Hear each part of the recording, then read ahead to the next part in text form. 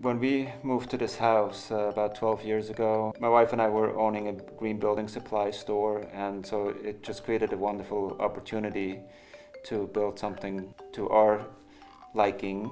We didn't quite have the resources to build a new house, and the other thing was we really liked where we live in terms of the neighborhood, in terms of the property itself. The house was cute, but it lacked any type of energy efficiency standards. We had like 5 layers of blankets on our bed in the wintertime just to stay warm. And looking at the whole idea of sustainability, I finally came to the conclusion that it really revolves around energy. And so I wanted to bring that aspect into the building and researched how can we build an energy efficient house kind of on a natural basis. I didn't want to use foam, wanted to use like recycled materials as much as possible. So we spent a few months and years kind of thinking about what we wanted it to be. Since we had an existing structure, we wanted to use as much as possible of the old home, and it was a 2x4 construction, and that kind of created the initial thinking of building with double 2x4 walls. And what we decided to do is to space those 2x4 walls so that we gain a 10-inch space and can essentially build an R30 or R35 wall. And we decided to fill those with recycled cellulose.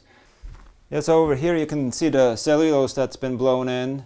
So our walls are this thick, 10 inches. There's 2 layers of 2x4, one out here and the other one on the other side.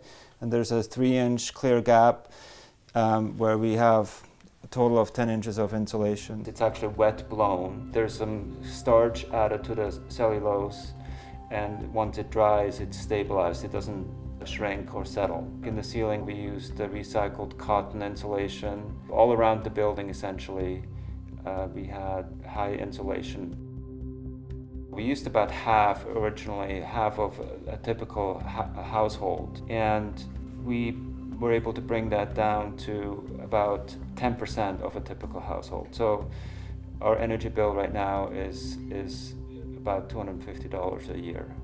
But we use solar for all our electricity, and we wanted to get off fossil fuel completely, so we have a wood stove that brings us the extra heat that we need in the wintertime. One of the main features of the house is our stairwell here that brings in light from our clear story. The clear story bring the light in, kind of reflect back and forth through this shaft here, and then project the light down to the center of the house in the first floor. Over here we have our fireplace, and that transfers the heat easily throughout the house and disperses it. So, if it gets warm here, you may have 2 or 3 degrees temperature difference upstairs, but that's about it, and the rest gets dispersed naturally. Here we can see an application of a natural clay. We used a reed lath that then was layered on with a